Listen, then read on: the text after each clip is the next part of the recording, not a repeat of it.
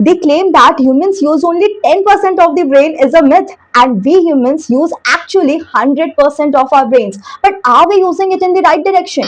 Mostly our time and energy is only dependent on others. Like अगर आपने सोचा कि मैं कल सुबह 6 बजे उठ के पढ़ाई करूंगी, एंड चलो आप सुबह 6 बजे उठ भी गए एंड 6 to 7 आपने पढ़ाई भी कर ली, देन 7-7:30 तक आपकी फैमिली वाले उठ गए, देन आप चाय नाश्ता करने लग गए उनके साथ, आप एक कंफर्ट जोन में आ गए, एंड कब 7:30 से 10 बज गए आपको पता भी नहीं चला। देन 10 बजे फ्रेंड का कॉल आया, देन आपने उससे बातें की, फ्रेंड ने पूछा कि क्या चल रहा है, कैसी चल रही है स्टडीज, आपने बोला यार पढ़ाई तो हो ही नहीं रही है, मेरा तो कुछ हो ही नहीं रहा है, मेरे को तो कुछ समझ में ही नहीं आ रहा है। आपने अपना दुख दर्द सुनाया, उसने अपना दुख दर्द सुनाया, फ्रेंड से बातें करते करते 11 बज गए, देन आपने फोन रखा, देन आपने घड़ी देखी, अरे बाप रे मैं सुबह 6 बजे उठी हुई हूँ और मैंने सिर्फ 1 घंटा पढ़ाई की और अभी 11 बज गए, नींद भी कंप्लीट नहीं हुई, और रिक्वायर्ड टारगेट जो आपने सोच के रखा था सुबह कि मैं सुबह उठकर इतना कंप्लीट करूंगी, वो भी आपका पूरा नहीं हो पाया।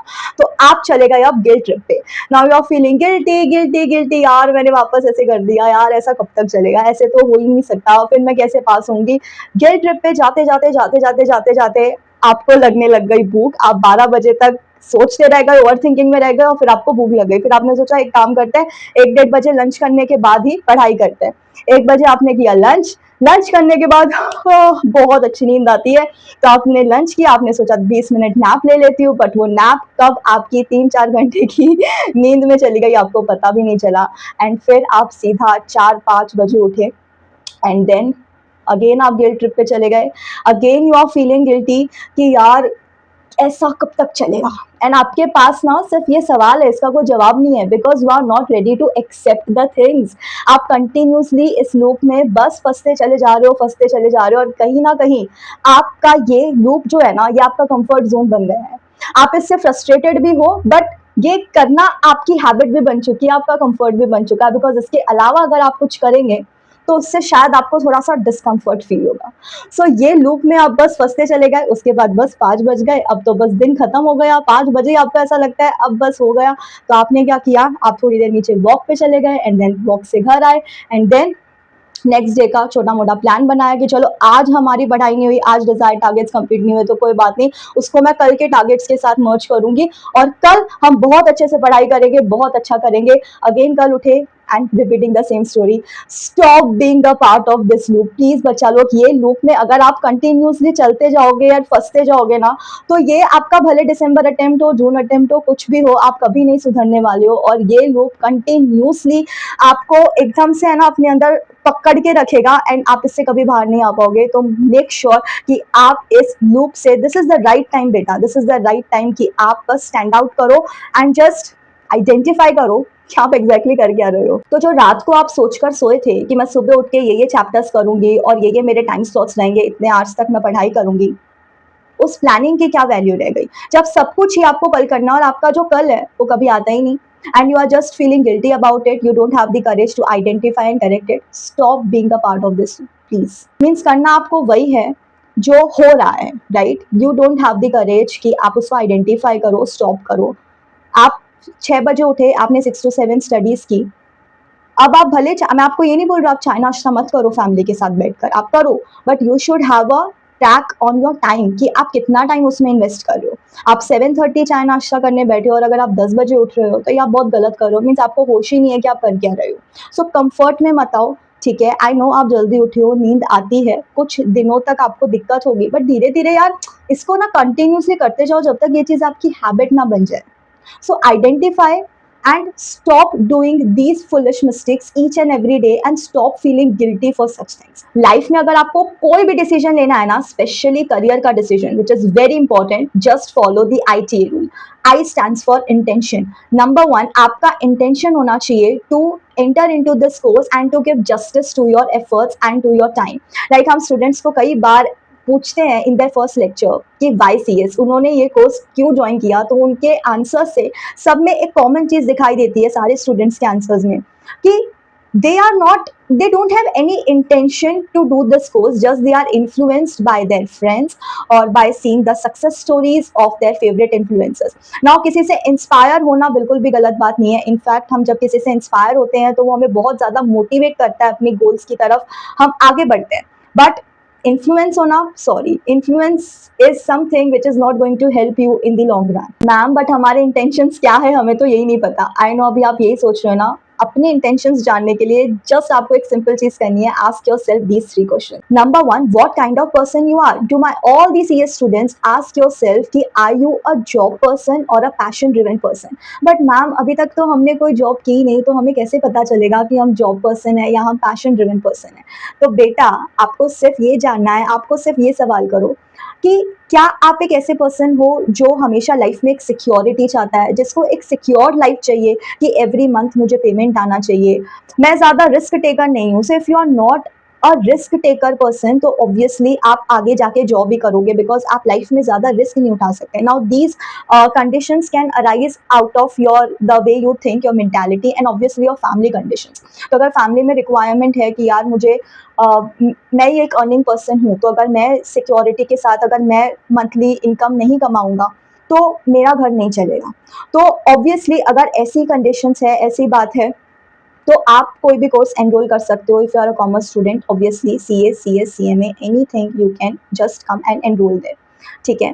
सो if you are a secured person कि येस मुझे एवरी मंथ सिक्योरिटी चाहिए, and if you are a passion driven person means आप एक रिस्क टेकर हो कि यार after taking a degree also, मैं सी एस मेरा कंप्लीट हो जाएगा, तो after taking a degree also मैं हाई पैकेजेस वगैरह एक्सपेक्ट नहीं करता। बस मेरा एक पैशन है, मुझे उसको पूरा करना है एंड उसी में मुझे सक्सेसफुल होना है, चाहे कुछ भी हो। अगर मुझे स्टार्टिंग में कुछ मंथ्स तक, may be it can be 4 months, 5 months, 6 months, कितने भी टाइम तक अगर मुझे ज़ीरो इनकम या लॉस में भी काम करना पड़ा ना, तो भी मैं करूँगा, बिकॉज मेरे ड्रीम्स पे मुझे इतना विश्वास है कि वो एक ना एक दिन मुझे ज़रूर मिलेंगे।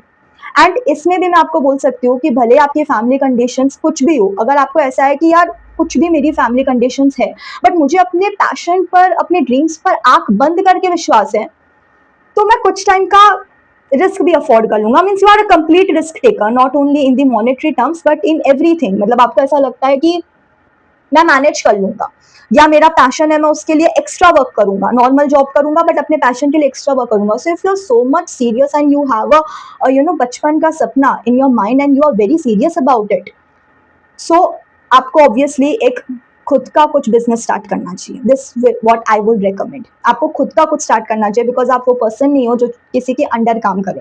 तो आई थिंक जब आप खुद का कुछ स्टार्ट करते हो तो आपको बहुत ज़्यादा हाई क्वालिफिकेशंस और डिग्रीज की ज़रूरत नहीं है। आप नॉर्मल जैसे हो, अपने स्किल्स एंड टैलेंट, यही चीज़ें रिक्वायर्ड रहती हैं। हाँ ऑब्वियसली क्वालिफिकेशन रहेगा तो एक एड ऑन हो जाएगा, but it's not the pre requisite. हम क्वालिफिकेशंस क्यों लेते हैं कि अगर हमको जॉब करना है तो हमारे रिज्यूम में वो वक्त पड़ना चाहिए।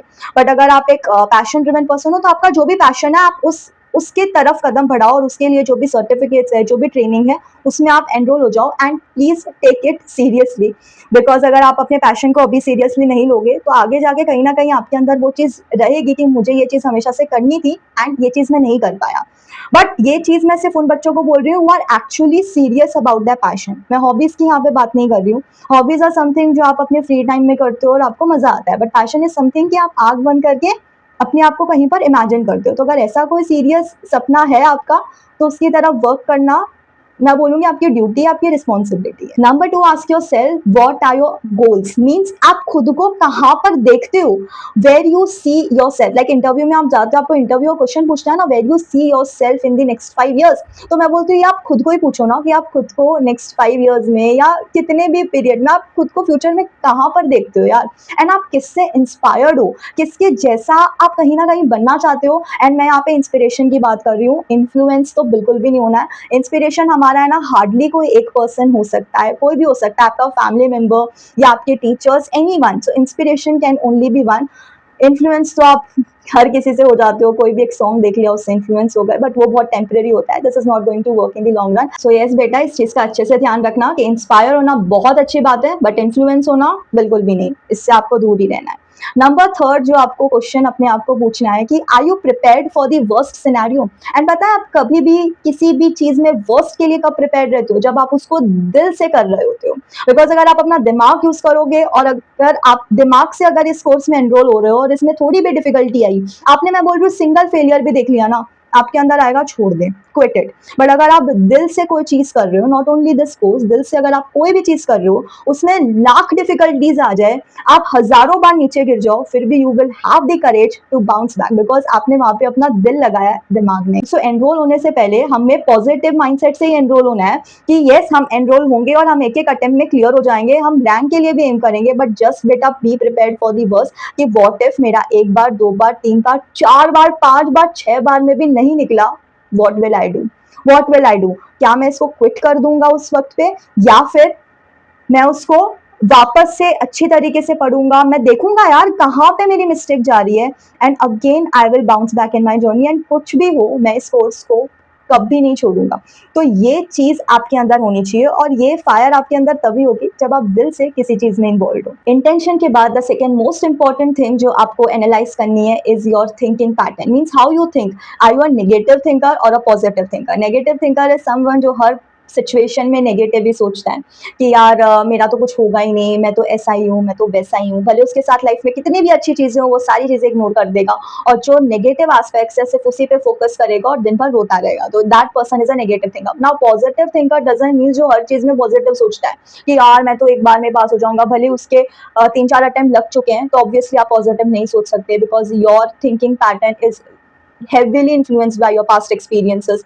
ठीक है, तो पॉजिटिव थिंकर का ये मतलब नहीं होता है कि फेक पॉजिटिविटी फैलाओ और बेफालतू के बेफिजूल के लाइफ में सब कुछ नेगेटिव हो रखा और आप पॉजिटिव सोच रहे हो, ऑब्वियसली ऐसा चीज नहीं होता है। पॉजिटिव थिंकिंग इज समथिंग कि भले ही लाइफ में चलो कुछ भी नेगेटिव एक्सपीरियंसेस हो जाए, because there are certain things which are not under our control. ठीक है, तो जो हमारे कंट्रोल में होती हैं उन चीज़ों को हम अपने लिए बेस्ट बना देते हैं, बट जो चीज़ें हमारे कंट्रोल में नहीं होती वो कुछ भी हो सकती है, हमारे फेवर में भी हो सकती है, हमारे अगेंस्ट भी हो सकती हैं। तो अगर हमारे अगेंस्ट में चीज़ें कंटिन्यूसली हो रही हैं तो हम फेक पॉजिटिविटी के नाम पे सिर्फ पॉजिटिव नहीं रह सकते। But positive thinking is something कि you have the courage to identify कि देख यार यहाँ पर मैं ना नेगेटिव सोच रही हूँ, मुझे यहाँ पर ऐसे सोचने की जरूरत नहीं है। मीन्स आपके पास एक एक विजुअल है that what you are doing, means अपना मिस्टेक आप आइडेंटिफाई कर पा रहे हो। बहुत सारे लोग होते हैं, बहुत सारे क्या मेजोरिटी ऑफ लोग ऐसे ही होते हैं जो कभी अपनी गलती को एक्सेप्ट नहीं करते, एंड यही रीजन है कि वो आगे ग्रो नहीं कर पाते।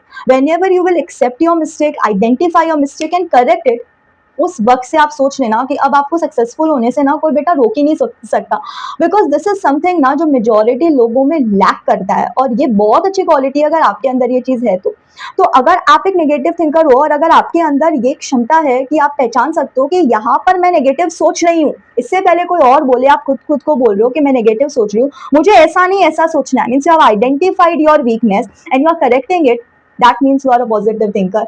एंड ये आपको थिंकिंग पैटर्न देखना है कि how you think in different situations.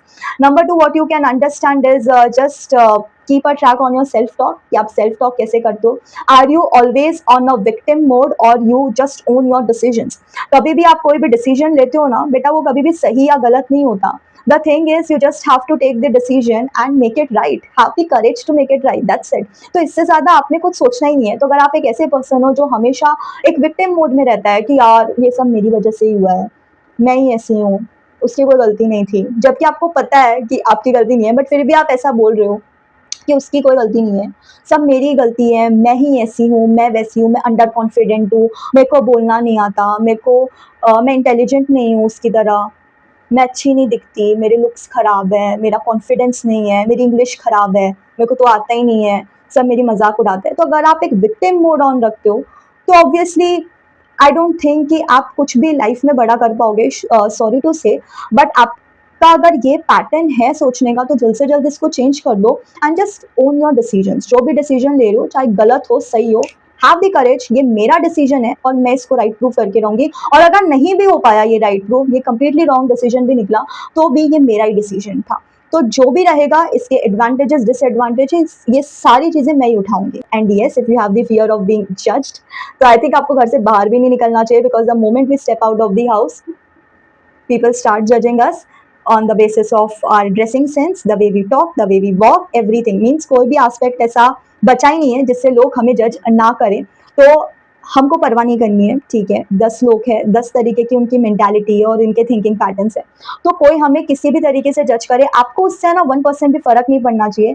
आप ये सोचो कि आप खुद के बारे में क्या सोचते हो, because that is extremely important. अगर आप खुद के बारे में सही सोच रहे हो और अगर आपको लगता है कि यार ये जो चीज़ मैं कर रही हूँ वो सही है, तो बस वो सही है, सिंपल। तो आपको बाकी लोगों की परवाह करने की कोई ज़रूरत नहीं है। Just focus on yourself and your happiness and please यार, ये फ़ियर ऑफ बीइंग जज्ड तो जितना जल्दी हो सके निकाल दो, बिकॉज़ अगर ये आपके अंदर रहेगा ना, तो आप लाइफ़ में कुछ भी नहीं कर पाओगे एंड आगे जाकर आपके पास कोई रीज़न भी नहीं रहेगा कि यार मेरे ये ड्रीम्स तो मैं अचीव नहीं कर पाई, क्यों? लोगों की वजह से। लोग क्या सोचेंगे इसलिए मैं अचीव नहीं कर पाई। तो I think this is not a good reason to justify this thing कि मैं अपने ड्रीम्स पूरे क्यों नहीं कर पाई। तो प्लीज़ यार, ये रीज़न बिल्कुल भी मत रखना, बिकॉज़ ये बिल्कुल भी वैलिड और एक्सेप्टेबल नहीं है। वैसे आपने ये तो सुना ही होगा, कुछ तो लोग कहेंगे, लोगों का काम है कहना। तो आपको ये सब चीज़ों पे बिल्कुल भी फ़ोकस नहीं करना है। Focus on yourself and your smile and do whatever which makes you feel happy from inside. The third one is imagination. Reality में कोई भी चीज़ बाद में अचीव होती है, सबसे पहले वो चीज़ यहाँ पर अचीव हो जाती है। तो अगर आपने अपने किसी गोल को या किसी सपने को यहाँ पर देख लिया और आपने अचीव कर लिया, बंद धागों से अगर आपको चीज़ दिखाई दे रही है ना, तो रियलिटी में भी आपने अचीव कर ली है, ये आप मान के चलो, बिकॉज़ आपको अब कोई नहीं रोक सकता, बिकॉज़ यहाँ पे वो चीज़ अचीव हो चुकी है। So your imagination power should be very much strong if you want to achieve great things in life. Just close your eyes, imagine your dreams are coming true and just feel your success. मेरी एक बात हमेशा याद रखना, the more strongly you can imagine your success, the more closer you are. The fourth and the last step which comes after imagination is action. ना action का ये मतलब नहीं है कि बस किसी ने action बोल दिया और आपने छलांग लगा दी, तो ऐसे बिल्कुल भी नहीं होगा।